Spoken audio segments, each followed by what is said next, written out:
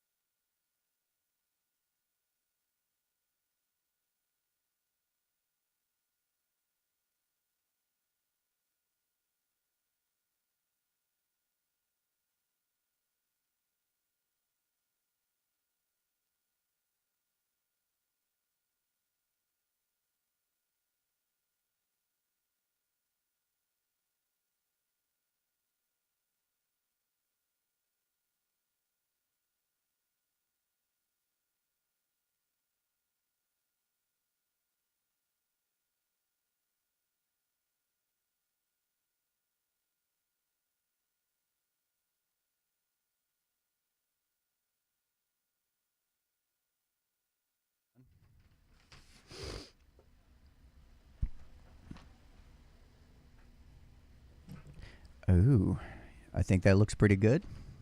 Testing. Check, check. Check, check. Testing. My mic is not on. Your mic's not on. Hello. Oh, there it is. Can you hear me? I'm really low. You are really low. Let's see what happened here.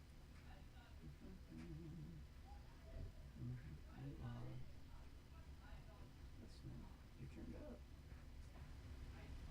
Try again. Can you hear me now? Talk to me. No. Yeah. You can hear me okay? No, I can see up there. Actually, I'm probably the one that's a little too loud. Yeah, just looking there. That's got me good. About 15. What do you got? Hello? Hello? Yeah, you're about right. Turn me down a little bit. Is it my... You might need the control. Is it my headphones? No. I turned the head. Oh, can you hear anything through your headphones? No. Yeah. You hear me? Yeah. You hear you? What? That don't make any sense. That shouldn't Yeah, that's matter. fine. Don't worry about it. Shouldn't matter. It's all good, man. Two phones, control room. All right. Well, as long as you can hear me and I can hear you, I guess we'll go ahead and get on live. All right. Hey. Hey, What's up, welcome dude? back, man. Oh yeah. This is exciting. No green screen. No, not today. I didn't really have time to fiddle with it and mess with it. We were just kind of chilling out on the porch this morning, not getting in a big old rush about anything. So Right. not overly sweating it, at any rate. So tonight, turns out JFK was wrong. Dealing with the loss of a treasured family members, crypto mining is cool and bad again, and the logistics of reparations. Will it actually work? Find out tonight on the Unframe of Mind show. And I'll hit the You're credit listening to the Unframe of Mind show, the place to have the most mind-stretching, unprotected, intellectual intercourse of your life. Your host, Daniel Wagner, battles the forces of evil by lobbing fiery balls of truth, reason, and evidence over safe room walls. It's almost like we've done this before, like we know what the hell we're talking about, just a little Sometimes. bit.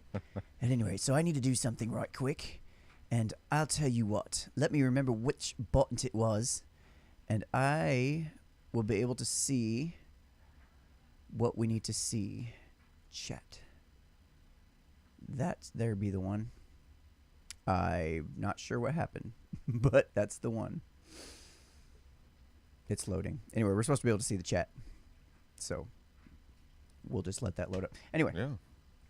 so I guess we'll go ahead and get started on the I guess I don't think it's an elephant in the room. It's just kind of maybe a explanation of what happened last week, and we didn't do a live show, obviously. Right. I did post a video for people to watch at 7 p.m. Central with my friend from the Left Show, Tiana Elisara, which is fantastic to watch. So you guys, I fully recommend going and seeing that. But besides that, I know you just had some things in the family go on over the last week or two. Right. It's been kind of weighing on you, and figured you want to have an opportunity to talk about that and kind of update everybody on what's going on. Yeah, And just... kind of how you've been dealing with all that. Yeah, I lost my stepdad last week, and it's been it was kind of an emotional week because with losing him, and then my daughter's birthday was Friday. The emotion, I guess the emotional roller coaster kind of took its toll on me, and like I told some people is that. I lost my stepdad on that Monday night. I was actually at work when I found out, and then it was just like a couple of days later. I'm trying to get myself kind of in the right mind frame for my daughter's birthday, and just that I didn't have time to process anything because I was just so busy with it, with just my thoughts and trying to coordinate stuff and still trying to be there for Kel for her birthday and things of that nature. So, it turned into one of those situations where I was never really alone. And so between spending time, either at work and talking to my mom and trying to get things kind of figured out. And of course I've planned 2 trips now, one in June and July to go down and see my mom and, just to be there for her, for emotional support, I guess. And So,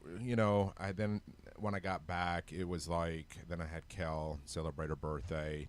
And then it was that Sunday night, I didn't have anybody really to talk to. I was getting ready for work. And I'm just finally alone with my thoughts. And I think that's probably then when I started to process everything of what all's been going on. And it doesn't, to me, it doesn't really seem real. And that's, that's what I told my mom, was that this really hasn't hit me the way that I thought it did.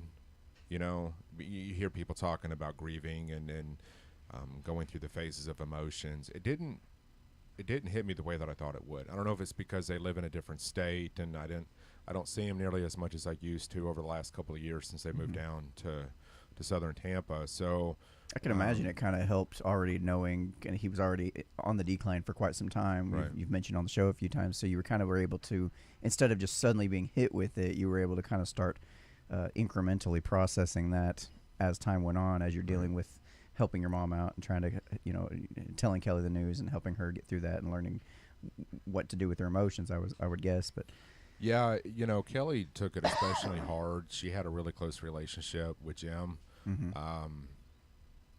As a parent, that was kind of difficult, was to tell Kelly, what all had happened, and we had plans to go down in July and see everybody, and we had made plans in June, the first week of June as well, and then we were hoping to see him, but unfortunately Jim didn't make it to June. So, and it's like I tell people, I went down for Thanksgiving last year, and I saw Jim at his best under the circumstances. Right.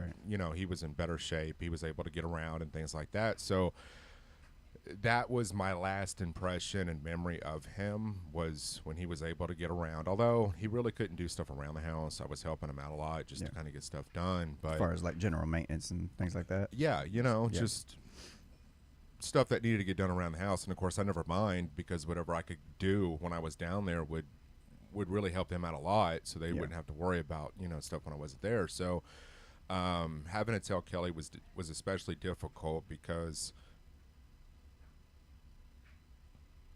I don't know. It seemed to be a different element when it came to telling her than it was, say, my mom telling me. You know what I'm saying? yeah. So, anyways, my mom. I mean, for her, it's probably one of the first people she's really lost that she would have been close to. Then, I mean, I can imagine, and you got to be the one to like say, listen, this is gonna be tough, but. Well, Kelly knew what was going on, and I kept her updated. And I told her, I said, if he ever did pass, I'll come here to see you. I'll tell you in person. I won't do it over the phone, and I won't tell your mom to relay the message to you. I want her to show up and tell her. And that's good. So I showed up, and she wasn't expecting me, and she kind of knew then. Yeah. Sorry, man. So, yeah, I've lost a few people myself. It's been quite some time since that. I know of. Right now I'm dealing with my aunt has been just diagnosed with cancer recently. She's been fighting with that, going through chemotherapy and whatnot, and that's been an interesting thing. And I'm seeing my mom. She went down there to go help her out, and been helping her through all of her treatments and things like that. So I'm sitting there going, man, she seems like she's doing okay and getting through it. So I'm not prepared to lose one of my younger relatives yet. I've lost 3 out of my 4 grandparents so far. And then the 4th one, she's still alive and kicking. She even comes on the show sometimes and gives us some shit every now and again on the show. And I tell people this. I hate to hear that, but what you guys are going through, and I tell people, I said, at my age, at 38, I have most of my grandparents living. I haven't really lost anybody except for my cousin Kelly, but even then, I wasn't that close with her, if that makes sense. The only reasons why I took her death so hard is because I felt responsible, and of course we've talked about that before, but this was a different element. This was my stepdad. This was somebody who I had an extremely close relationship with as a father figure. This was a man that I would go to for advice and talk about life situations, relationships, and jobs, and and it's just, I don't have that anymore. So you have that that big chunk of your life completely missing, and it's, you know, I can't just pick up my phone and text them, and you know, and things of that nature. Now towards the end of everything, Jim started to watch the live shows, and you know, he went back and watched some of the other videos. In a sense, he told me that it was just kind of his way of being connected to me through the show, which I thought was kind of cool. You know, I couldn't be there physically to see him, but it gave him something to kind of distract from, you know, everything else that he had currently going on. That's pretty cool. So, you know, it's been one of those situations where, you know, I had my accident last July, and just to kind of give you a quick time frame of how all this went down, I had my accident last July. It was the 25th, I think it was, and then 2 weeks later they came up to see me. Him and my mom did. Yeah, I remember that. Yeah, so they got back. Jim was complaining of headaches, and he was losing vision in his right eye, and they finally went to the doctor, and that's when they told us that he had 5 brain tumors, and he had 2 spots, 1 in each lung, and he was stage 4 cancer.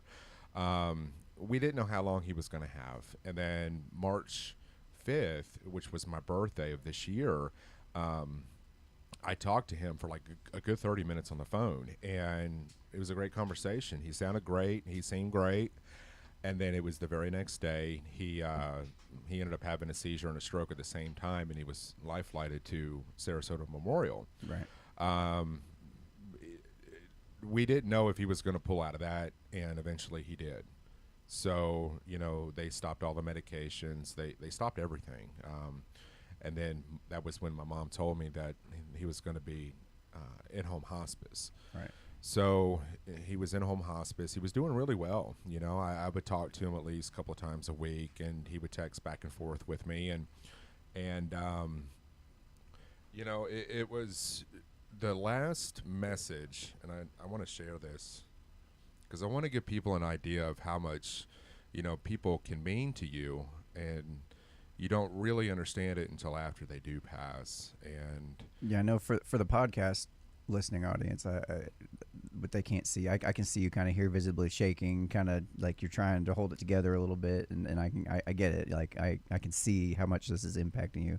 I've talked to you throughout the last week, and when you came over to visit the other day, it was like you were just kind of spaced out. Like I know we were watching some comedy, which normally would be the kind of humor you would definitely laugh at because it was highly offensive, but you were just like lost in your own world, and I didn't know what to say. You know, what do you say? You know, I guess I felt like my role was just try to take your mind off things for a little bit and let you know what I'm saying? So. You know, and I appreciate people doing that, but subconsciously you're just not. You're there, but you're not. I know and it. you want to be there, and it's my mom's watching. Yeah, that's why I try not to give you too much shit about it. You know, just hi, Mom.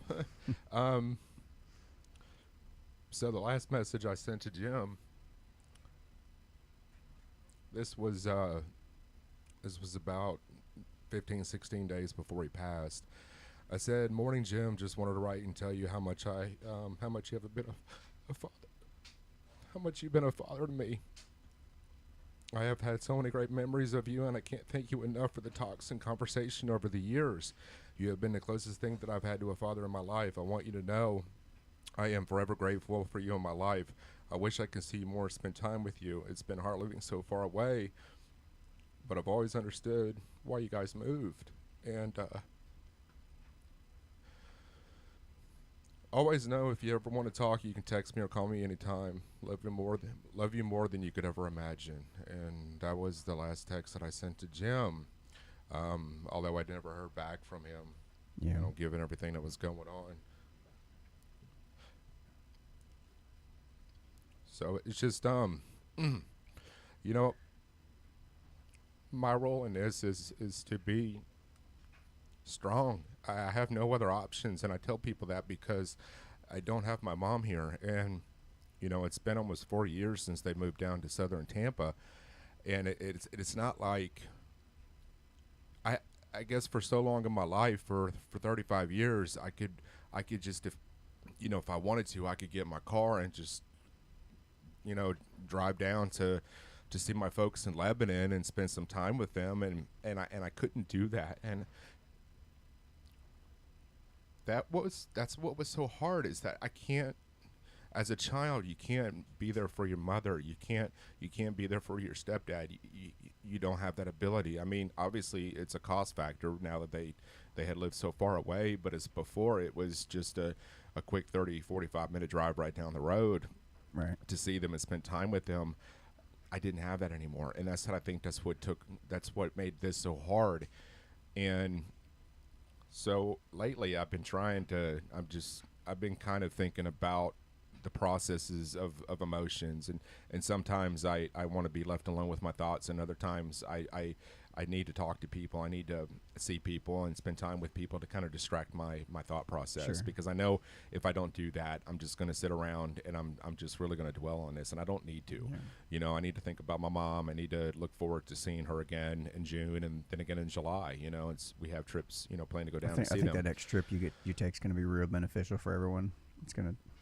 Yeah, I just so I've been trying to find some solace in this, and the one thing that I've taken away through all of this is knowing the fact that when you see family members suffer the way that Jim did, it's almost kind of like your heart's at ease, because you know that they're not going through the physical elements of the pain and the struggles anymore. Right. And you can find a lot of good in that. And I know that sounds kind of bizarre, but it just. Oh, not at all. I think for my mom, Not at all. she can breathe easier because he's not suffering anymore, and she's not watching it. She's not going through it, and she's not calling me and texting me and and telling me all the updates and the reports of what Jim's going through. It's kind of like he can rest. My mom can Start to heal. Yeah, and that's what Right. she needs. And so I just want to share this story, and we'll move on. Yeah, appreciate you. So just one last thing. Oh, I was sorry. I was just gonna say one last thing is that I've really had tried to find the humor in my relationship with Jim, because sometimes I find that if you find the humor, it's a better way of remembering people. So I shared a story with some people on Facebook about one of the memories I have of Jim that still kind of makes me laugh, and it just kind of really just kind of pulls at the heart. But when my mom and Jim lived in Lebanon, I drove out there and Jim was home. My mom was at work, and I happened to drive up. Now the house that they had was sat on about an acre and a half. So I see Jim outside mowing the grass, and I noticed that the yard looked a little rather unusual, like something wasn't right when he was cutting the grass, and it looked like one of the lines of the way he was cutting it was a lot darker than the other. So you'll see where I'm going with this. So I pull in the driveway, he comes flying around the corner, and he slams on the brakes and he shuts off the mower, and he just kind of laughs. He goes, "Oops." I said, "What the hell did you do to the grass?" And he said, about halfway mowing the grass, I couldn't figure out why it was cutting uneven, and he thought it might have been the blade deck, like something was wrong with that. But then when he got off the mower, he found that his back tire had a flat. Oh shit! So he was mowing the grass with a flat tire, which at a tilt would cause it Makes to it have angle, yeah. So he said, "Well, I might as well just go ahead and finish the yard like this. There's no, be consistent with it." So It's like some kind of art project now. right, and then as he got off the mower, he goes, "Oh, I'll just tell your mom I'm doing crop circles." So Nice. it was one of those things where.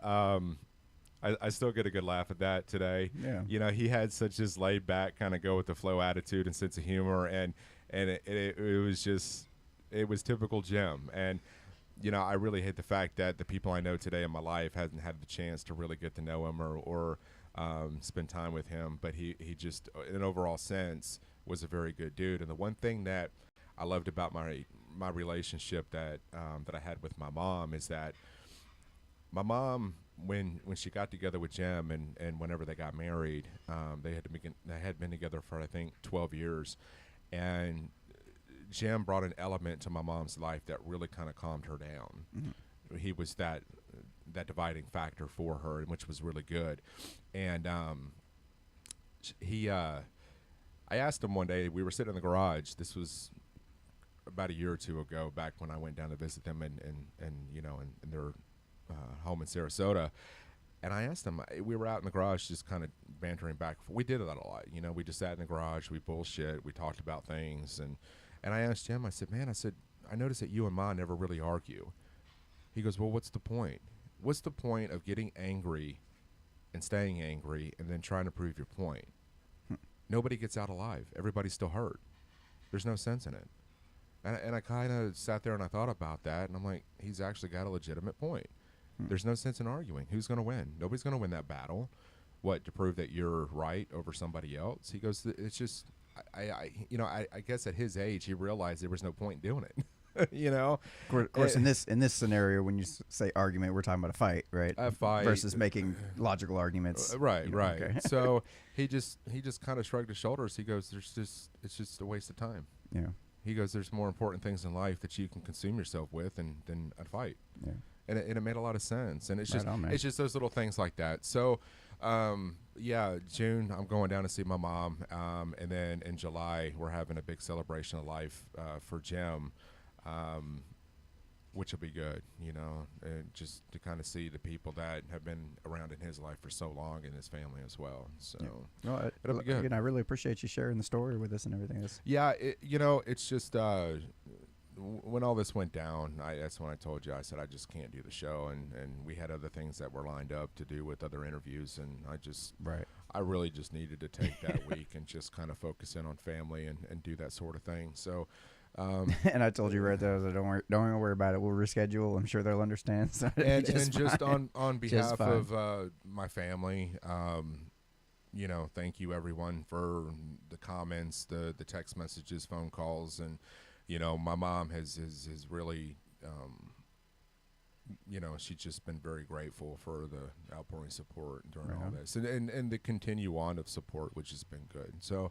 You know, I just want to have that opportunity. Yeah, very to thank cool, very everybody. cool. So now that, you know, we've kind of gotten that here's the question is how in the hell do you segue from that into saying that JFK was wrong? That's what I'm trying to figure out. There's got to, you know, it's as a host of a show, you're kind of supposed to try to segue, you know, make the smooth transition from one topic to the next. So how do we go from what you're talking about to JFK was wrong? I don't know. Well, so I guess maybe we just jump into it at this point. Here's the thing is that I think Jim would have wanted me to just continue on with the show. Just live your life, do what you want to do, and you know, don't ever apologize for anything. And that's just his personality. So with that being said, I think it's time for us to get back to doing what we do on the show. Well, Jim sounds like a very wise man, and he was a good man. And with that thought, I'd like to apologize for that terrible segue. Oh wait, Jim said don't apologize for. Got it.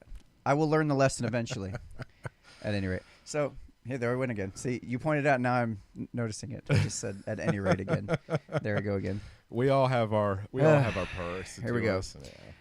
Well, I was sitting at work, and I had heard somebody repeat the old quote by JFK: "If it ask not what your country can do for you, ask what you can do for your country." Right. Which, on its surface, sounds like a very awesome thing. Like, that sounds amazing. That's great. That's a great idea. You know, don't be begging the government for stuff. Just figure out what you can do to help out the nation, your government, what your country can do. You know, that kind of thing. So, and I sitting there and started thinking about it. I'm like, now wait a minute. Let me read the tweet. I'll show everybody the tweet here. How I ended up kind of succinctly trying to say this. The tweet says, ask not what your country can do for you, but also don't ask what you can do for your country either. I said, try acting more like a responsible grown-up and less like a child to a parent, which would be question 1. Yeah. Or a slave to a master, which would be question 2. You know, what your country can do for you is the parent-child relationship, and asking what you can do for your country is very much the slave-master relationship. So I just started thinking about it from that perspective, and I'm like, wait a minute, that's interesting. I kind of wondered if, you know, and we've kind of elaborated on this before in the previous show, actually several previous shows, is that I think back then he was what can we do for our country? I think now people have become so codependent on the government. We've gotten away from, I think, the basics of what Americans ought to do to help their country. You know, if you look at the devices that we currently are seeing with racial relations and, you know, just in general, people are just not reverting back to what they need to do to help their country, but rather it seems to be more of a political divide than ever before. Do you think people heard "Ask not what you can do or what your country can do for you," and they said, "Oh, all right, that makes sense. Stop asking. We'll just take. we'll just take what the country can do for us, through the form of welfare and through the form of all these little handouts and goodies and what we're going to talk about later on, reparations." I mean, if you're going to throw a bag of money at me, don't expect me not to open it, because I'm going to. It's the easier way out to do something that doesn't require any effort. Yeah, I mean, I don't really have a whole lot more to add to that, except for just maybe hear that quote. Just recommend when you hear these famous quotes that were so powerful at the time, and then try to just have some fun with it. Look at these quotes through the context of today's environment and see if it still holds up, see if it still makes sense. It kind of does. I mean, I kind of get it. I get where he's coming from, and I'm not saying he's necessarily just wrong, but Right. it was more of a way of saying maybe JFK had a point, but maybe he's not all the way there yet. Maybe there's a next step we can take where maybe we stop trying to do for the country and maybe try to do for your family, do for each other, do for your community instead of your country overall. It's quite the challenge to try to help somebody in Oregon, versus trying to help my neighbor or help, somebody in a neighboring town, for example. Right. And that kind of falls back to the years that I've done with charity. And I always tell people, I mean, there's been certain circumstances where we've helped abroad, but essentially it really starts here at home. Mm-hmm. If you can kind of hone in on your neighborhood or your city or town that you live in, that's where you can start making that initial impact. And that's where it needs to I think people need to do that. So yeah, it's just one of those situations where I tell people all the time, it's great that we can think abroad, and expand our efforts, but really where it needs to, to go back to, if you want to know the roots of where you come from, is to help at home, and I think that's always a good thing. And I've always encouraged people, even if you can't do a project yourself or lead it, at least what you can do is there's so many things out there that people can do or be a part of and get connected. And the one thing I learned is over the years is that when you start making those connections, it opens up so many doors to helping, the homeless people with disabilities and veterans. And I mean, heck, just the little things of helping your literally your next door neighbor out. Like a lot of people don't even leave their house to meet their next door neighbor. Right. Shoot, my neighbor here, we help each other out all the time. He comes over and helps me with my vehicle repair sometimes. I was helping him just last weekend, helping him move the heaviest piece of furniture known to mankind. Jesus, Jeff. Anyway, Ryan says, "I need $100. Help me." Need is such an interesting word. I just kind of whatever happened to just not giving it a second thought and just doing it kind of thing. It's $100 to Ryan. Sorry, he wasn't talking about you. My bad, dude. No, I just I just kind of wish that we hadn't trended so far away from helping people without there being a reward or some kind of cost factor. And what I mean by that is that we expect something in return if we help somebody out. Yeah. Why can't we just help somebody out? I mean, that would be help them out. This might be a subtle distinction, but I kind of get where you're coming from. I don't know that going out and trying to do charity and help people with the expect of something in return is exactly what. I agree with you. That's probably not the best way to look at it, but. When I help my neighbor or when my neighbor helps me, it's not like I'm expecting him to return the favor and make everything perfectly balanced. I help you 3 times and you've only helped me twice, dude. What's up? Nothing like that. But you have a lot. That's what I'm saying is that in today's society, you have a lot more of that than you ever have before. That's what I'm saying. I wish we could revert back to a time where we just helped each other and we didn't expect anything. I guess what I'm saying is I find it kind of interesting that because he definitely comes and helps me more often than I help him. I'm super busy. He's been over here kids. a few times that I've been here. Yeah, he comes over here and helps me all the time. It's just him and his wife living next door. So he has the available time and he comes and helps, and then I try to help. And it's interesting because there is a sense of obligation that you start to feel. Like when somebody helps you enough times or at all, you start to feel like, oh, I kind of owe them a little bit. And the more they help you, the more you're like, dang, I really need to repay this favor. You know, you kind of, and it's not like a bad thing. It's I think it's just a normal, you know, a reciprocal relationship you would have with people. Right. Not like you gave me one and I give you one. Not like that, but more of a. It's interesting. Like when you do help people, you know, if you see that they're not even willing to help you in return. You're still going to help them. I probably would at some point stop kind of giving them so much because at some point they're obviously taking advantage. You know what I'm saying? They might. I guess it depends on what the help is. You know. I mean, and I've always told people if it gets to that point where they start taking advantage of you, don't stop, because you're staying true to who you are, regardless of their approach towards you. Yeah. As far as them helping you out, or i.e., you know, take advantage of you. You would hope that they wouldn't be the case, but I think people have a general sense of coming around again if you just continue helping. They might. I mean, I think you can kind of get a read on folks if that's the kind of person they're going to be. That's just, I don't know, man. I like to, you know, Jody here says it's good old fashioned common courtesy, how it's supposed to be. Yeah, common courtesy would be great. And common, and that key word common is, it's I'm giving you the courtesy and you're giving me the courtesy. It's a two-way street. We're helping each other out. It's not I'm having courtesy towards you and you're just taking advantage of me the whole time.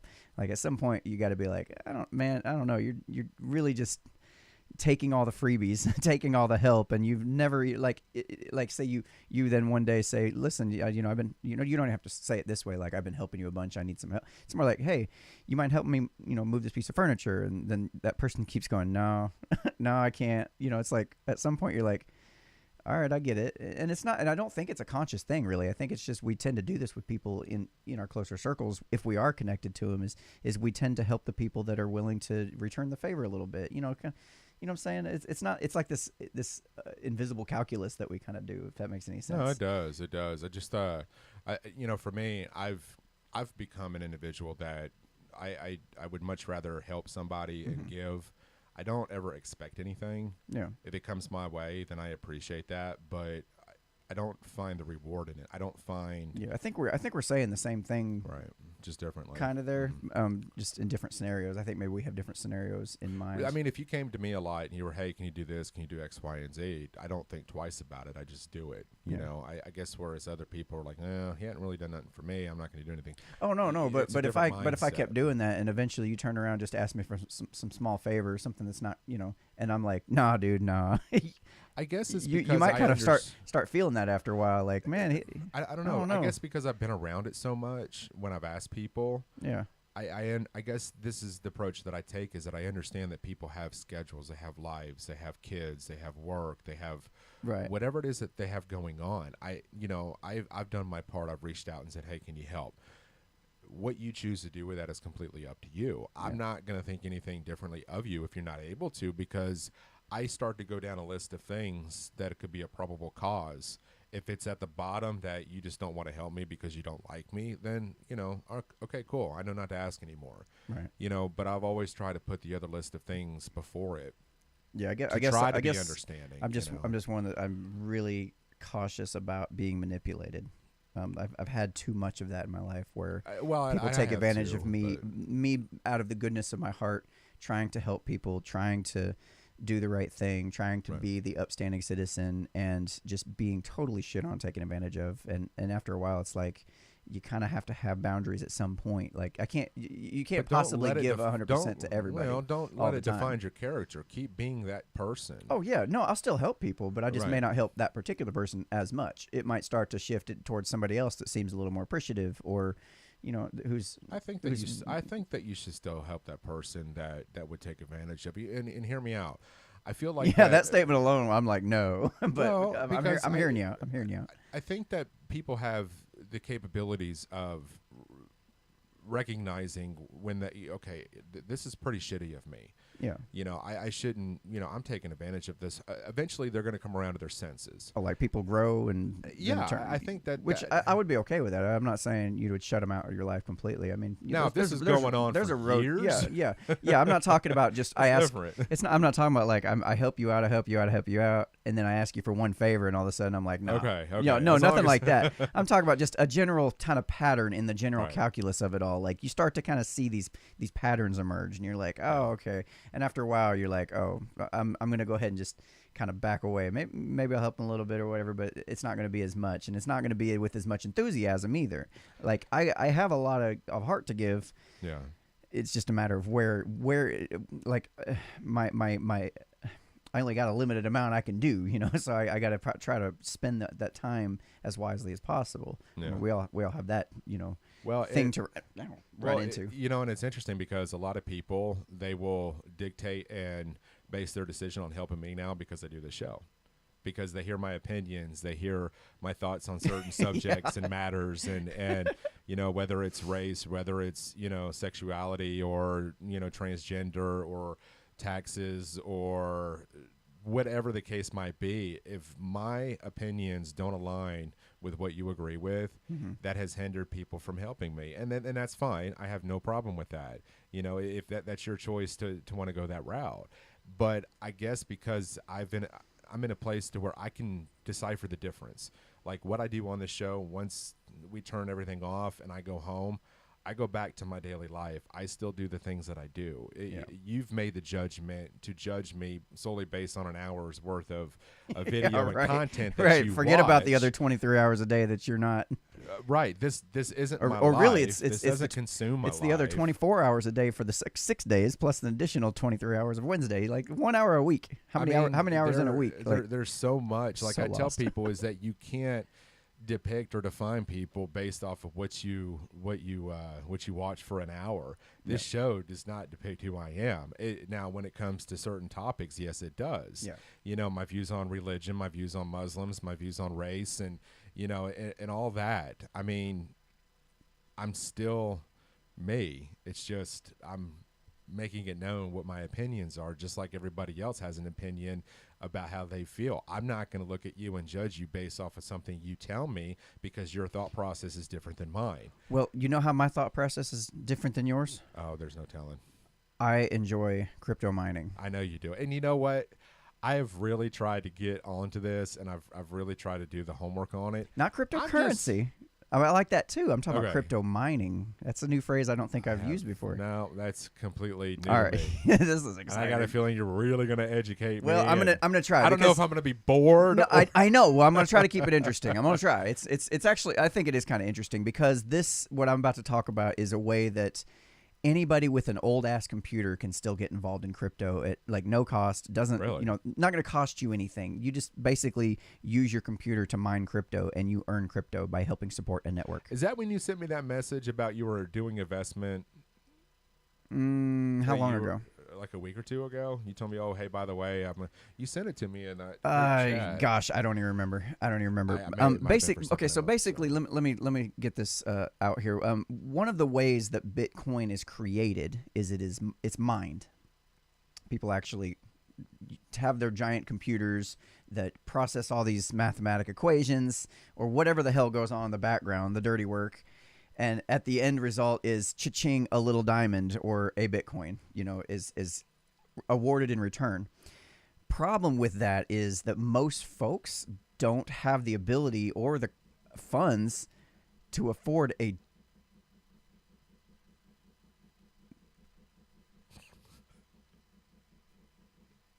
Oh, I was like, what does that sound? I was like, damn, we got something on the deck out here that's fixing to make its way through the door. Anyway, so most people don't have the money to afford the giant servers that are needed to mine Bitcoin, which at currently right now is about $6,000 for one Bitcoin. It's ridiculous. Wow. It's going up more. It's been going up. At any rate, most people can't compete. They can't mine for it because their computers just would not be powerful enough to run the calculations needed. Is that making sense so far? Somewhat? Okay. Well, it's I ain't gonna lie to you. I really, right. It's kind of on the back end. You know, so. there's a way that they come into reality, and that is Right. through mining. And basically, what I'm saying is there's this new crypto that I've just learned about that's just got launched. I'm not going to go into all the technicals about it, but just suffice it to say that basically the idea here is that anybody with an old ass computer can mine for this cryptocurrency. They've designed the algorithms to kind of balance it out. So yes, if you have a giant server that, you know, serving a server farm or whatever it is they run these things on, you can still earn some. But if you have a small computer, an old Pentium 3, that still has dial-up. Windows 7 with dial-up. AOL. Yeah, you ideally could be able to set this thing up, and it's really easy. It's really easy to do. It took me probably 15 minutes to set it up, and that was even with having problems and then figuring out that I did something stupid of my own accord. Anyway, so basically, the thing I'm talking about is badcoin.net. And they call it Bad Coin because they actually they've had a podcast for the last 2 years called the Bad Crypto Podcast. Yeah. And there's, bad is good, whatever. Right. Anyway, so they have created this new cryptocurrency with a bunch of the algorithm's set up so anybody can mine it.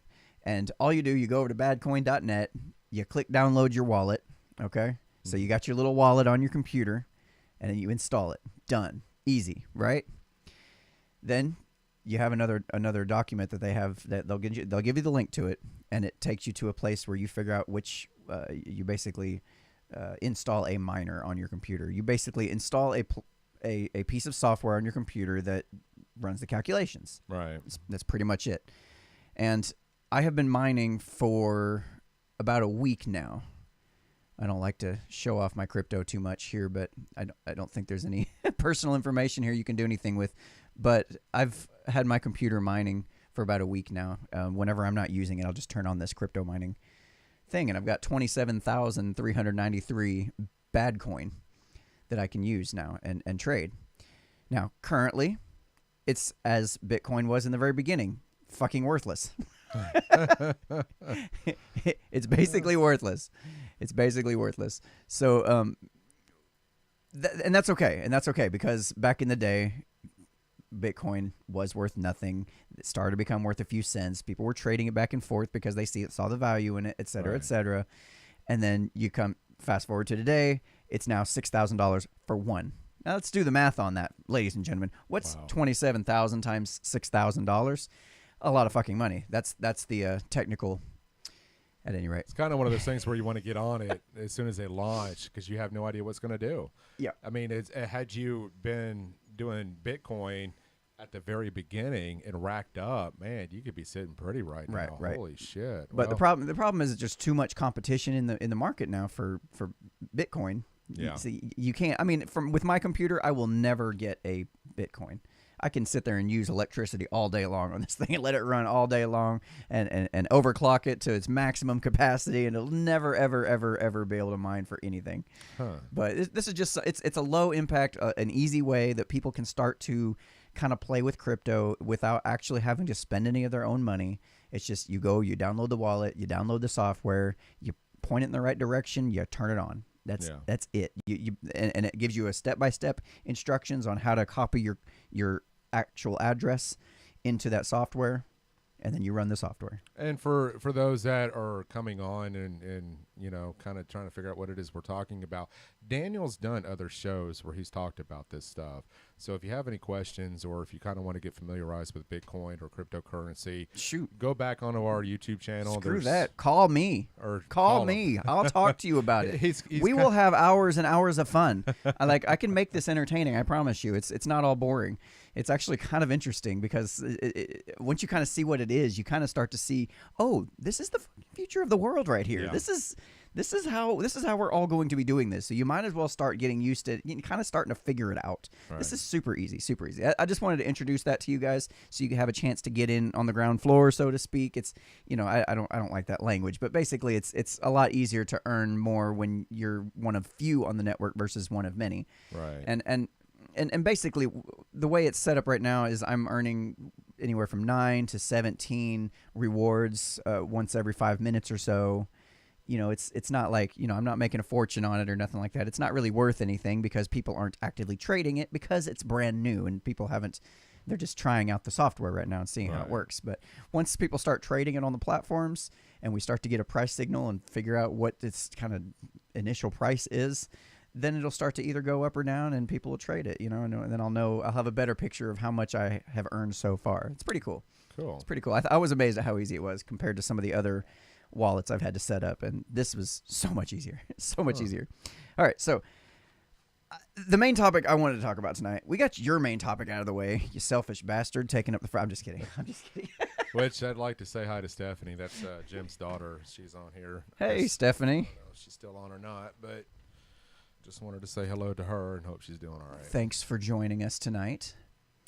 All right, so in our next segment here, I wanted to talk about this idea that the Dems are trying to push about reparations again. Right.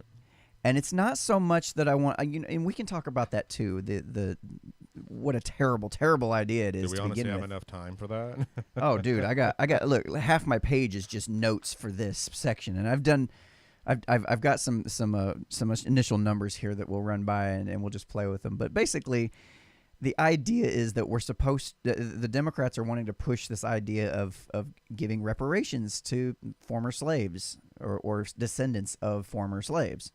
Have you heard this yet? No. You didn't know? Oh, that's even better. Oh, like they boy. are to actually push. See, and zipper was down. Wow. Let's announce that on live. At any rate, did it again. What? At any rate, You know what happens. I'm over here wondering if I'm still blinking like a bat. You are. I'm pretty sure. I'm trying not to look deeply into your eyes. You can't see them if I'm blinking too damn Yeah, much. I know. Like, dude, stop blinking. I'm trying to look in your eye. I don't even know what color your eyes are. You've been blinking so much. So they've been pushing for this and the reparations. They've also been. I think it was Bernie Sanders that mentioned the idea of giving convicted felons the right to vote. Yes. You have heard that Why? one. Yes. Okay. So, and they've also been talking about removing the Electoral College.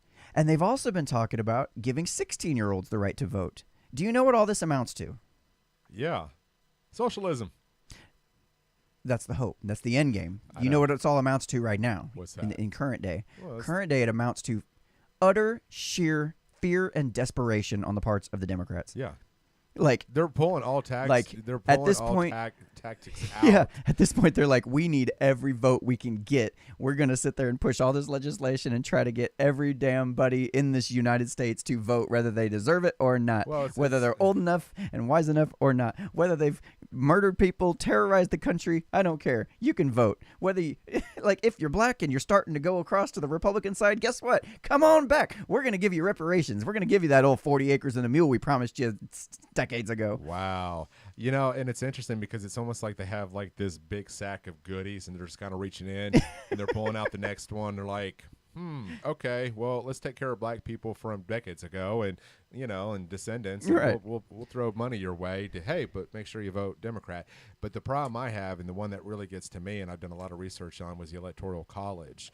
People have got to understand that if it wasn't for that system, you would have at best 5 cities that would be responsible for the outcome of the election. Mm-hmm. This is why it was in place. This is why our founding fathers made this happen. That is absolutely correct and absolutely a topic for another time. Yes. I've got a lot to cover here.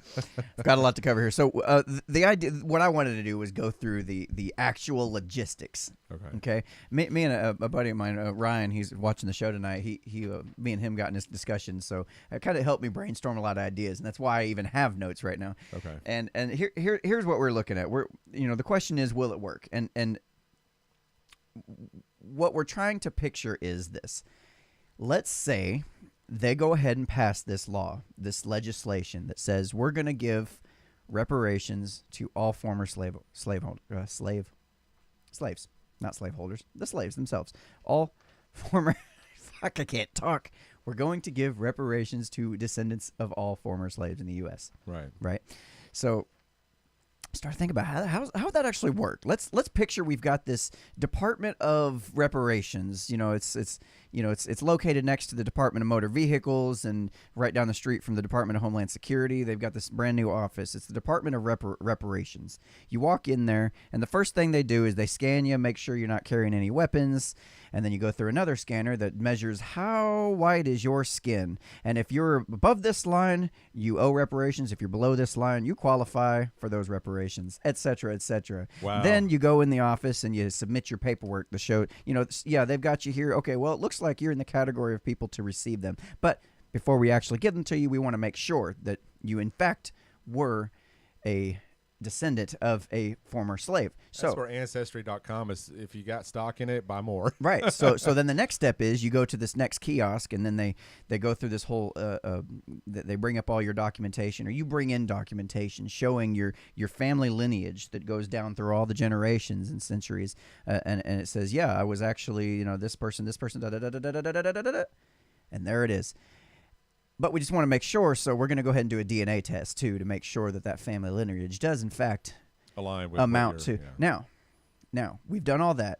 You've been through the process. Now you get your reparations, okay? Now the question is, how much is the reparations? This was the one I had the most fun with. Uh-oh. So Ryan actually sent me over some numbers, and then I took those numbers and did some calculations on it and got some even better numbers. Oh, shit. Not that his numbers weren't good, because his numbers were fantastic. Check this out. Okay. Oh, and what if you don't even know who your dad is? How do you trace back your family line? I mean, how many black people don't even know who their dad is? I don't know. Because their mom was a hooch already, sleeping around with every... Never mind. Sorry. That can go either way. Oh, not to mention black. the unintended consequence of an entire cottage industry built around creating these fake documents to prove family lineage. During that time, yeah. Yeah, I mean, I would don't make a see kill, how. dude. I can make a killing off of creating these fake documents. Shoot, I'm like, shoot. Okay, so you guys stand to make how many $1,000? And I need to create fake documents for you, and that'll cover you and all your siblings and all your aunts, and it's going to cost you about $10,000. I'll cover all that, and all of you chip in a little bit, and you pay me that money. We'll get you your documents. You go in there, and now you guys have just benefited even more. Profit, baby. Wow. Free market right inside the anti-free market. Question is, who's going to pay for all this? Oh, we'll get there. Taxpayers. We'll get there. So here's the research. Let me run these numbers. So basically, we looked at the approximate cost of 40 acres of land in modern day. How much would it cost for an acre? That's about $12,100 in the United States for an acre of land on average. Okay, that amounts to $484,000 for your 40 acres.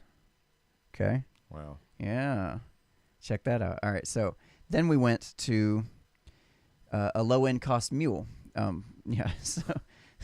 So purchasing price of a mule ranges from under $1,000 to somewhere around $8,000. However, most mules are sold between $1,000 and $3,000. All right, so you got $1,000. Let's just say $1,000. This even was back in 2014, for a mule, $1,000. Okay, so at the time of the U.S. Census, here it is, in 1860, right before civil rights. Right before the Civil War in 1861 to 1865.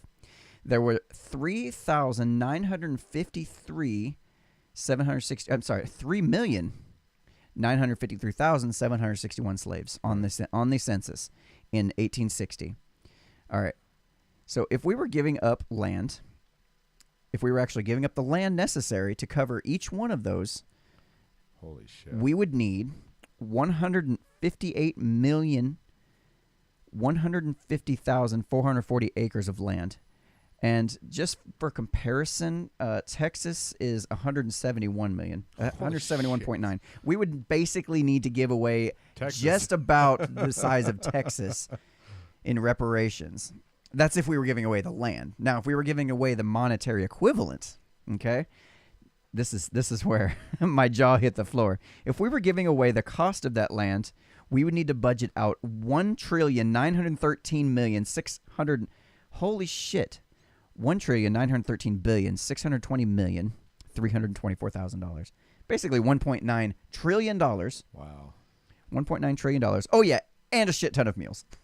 And that's the sad part of that. That's 1% or almost 2% of our deficit. Yeah. And no, that's 10%. Yeah, that's right. 10%. I'm sorry. So yeah. Oh yeah. And we're gonna pay for everyone's college. Oh yeah. And we're gonna have free healthcare for all.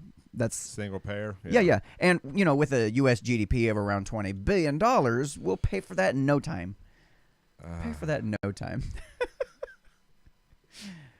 Okay. So yeah.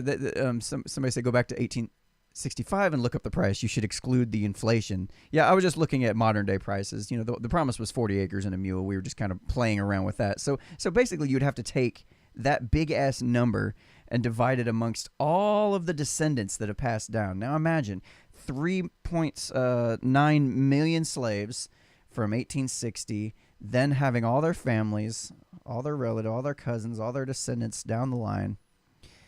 And then you figure, what did it say? The population itself of the United States was 31.4 million. Okay, check this out.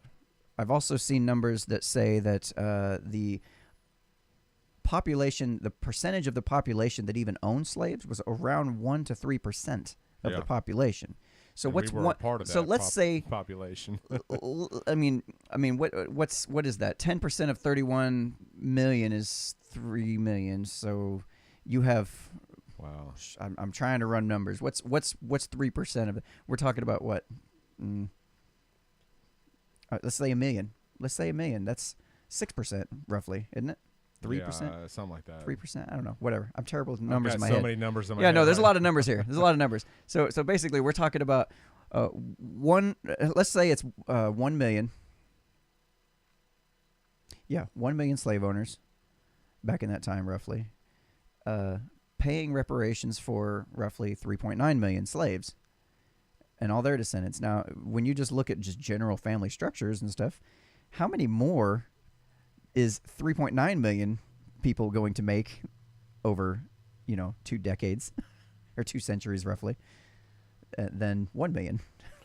It all boils down to the fact that this is just a stupid idea to begin I know with. this is such a stupid idea. I don't even know why we're even talking about this. This is, no, it's so the like left comes up with some of the I enjoy it. dumbest I shit. enjoy it though, because if you look at the actual like okay, you have this idea and never in your it sounds like a great idea. Like, oh yeah, we're gonna balance the scales by paying off black people so they don't feel so bad about being slaves in the beginning of the United States history here.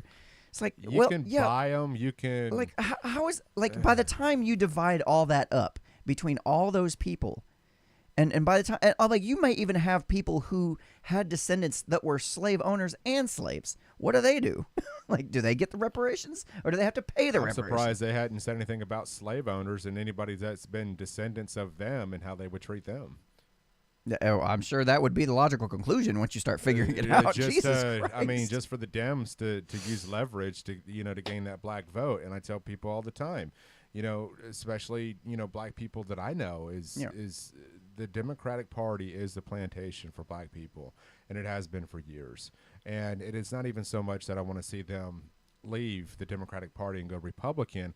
I just want people to start to understand that when it comes to the Democratic side, it is nothing more than just a voting factor. It's to get a political gain, to get them back in office and give them power. Yeah. And it's a very, very, we want to educate people that if they get back into power, seeing what they've done within the last, 2 years since Trump has been in office, this is a dangerous, slippery slope that we're going to end up going down if they do get elected again.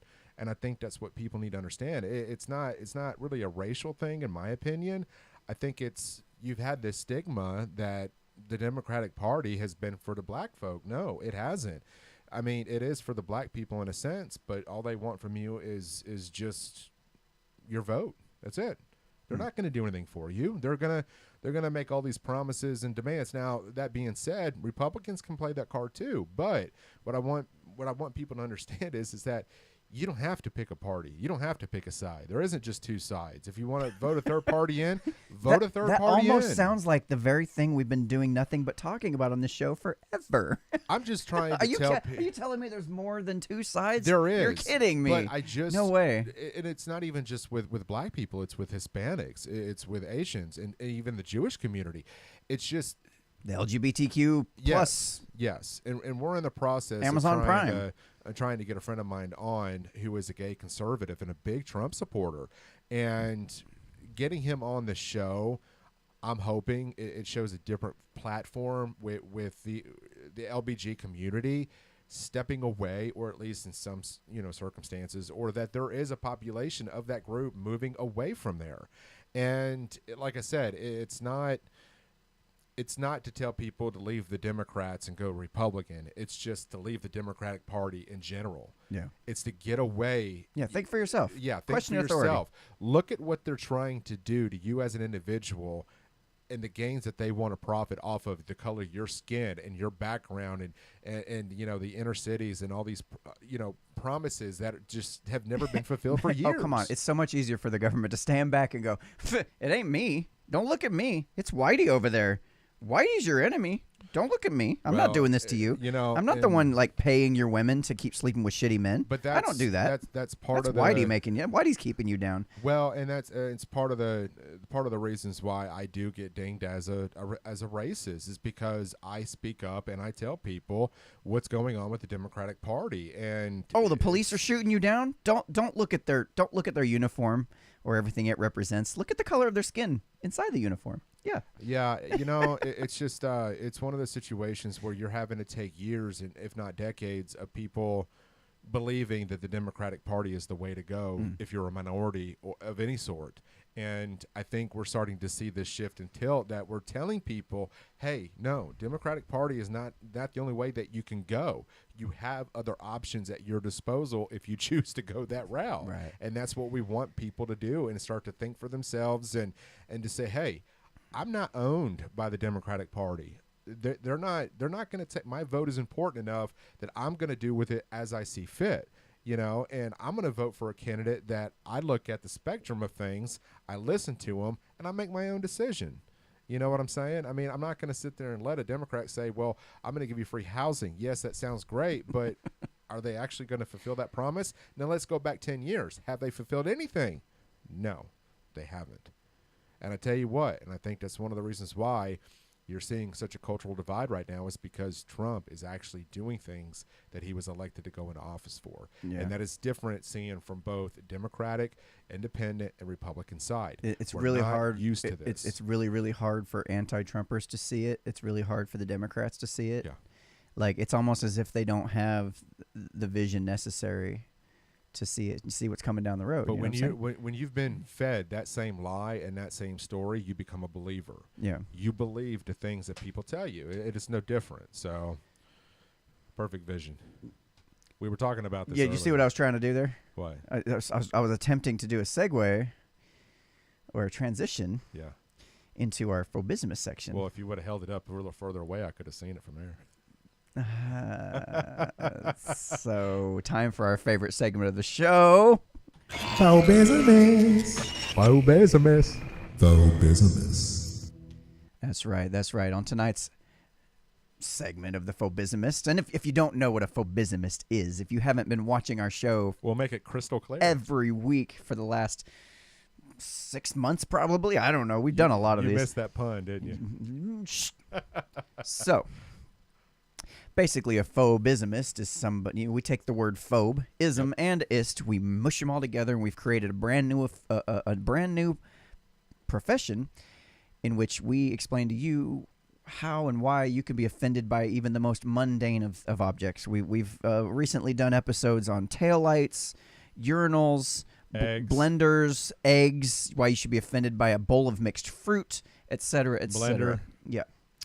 Tonight's Coffee mug that was green. tonight's phobismist, we're going to be discussing people with perfect vision and why that is so offensive. So, I feel, you know, we're looking at this society where everything's out of balance. You know, there's the haves and the have-nots. You know, there's the people with all the money at the top oppressing the people with all the no money at the bottom, right? So what's our solution? We take money from the top, we redistribute it to the people at the bottom. Likewise, I feel like people with perfect vision have got it made. Like, they didn't earn that. They were born with it. Sorry. You know what I'm saying? Perfect vision over here. Look, this motherfucker over here got to wear glasses. Well, I guess I'm better than perfect since I'm 2010. That's no, so that's even worse. If I don't have anything going for me, at least I can go and So do a you're bar like- you're and like use that- that as a pickup line with women. Yeah. Hey, baby, I got 2010 vision. What's up? I saw you from like 2 parking lots yeah. away. So you're like the filthy 1% of the 1% of people with the best vision. So here's what we need to do. Because it's not fair that people with glasses have So to go. basically, you're offended by me then. I am offended by you, yeah. And the fact that you have perfect vision, and like I have to pay for medical exams, and I got to pay for glasses. I've got to, I have children, and all of them have glasses except for like one of them. Like all of them wear glasses because of my genetics, because I got the short straw. So I think here's what we do: we take the great vision, we take some of your great vision, and everybody else with great vision, and we redistribute that to the lower vision people. How in the hell do you I don't know what listen, I'm a Democrat here.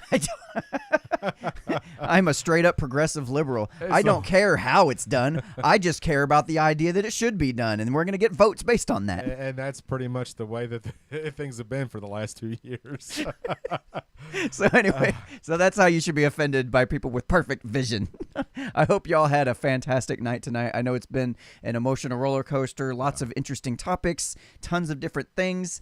Check out badcoin.net, please. It's so easy. It's so easy. Yeah. Anyway, but beyond that, we enjoy having guests on the show sometimes, as you can tell. Sometimes. Sometimes it's not just nice to have the banter back and forth. That takes up plenty of time. But we enjoy having guests. We'd love to have more guests. So head on over to unframeofmind.com and check out the website. Let us know what you think. And if you want to be a guest on the show, just there's a form right there for you to fill out, and you just let us know what you want to talk about. We'll schedule for the show, and we'll have us a good old conversation about all sorts of stuff that you're not supposed to talk about. We've got somebody hopped in here in the comment section at the last moment.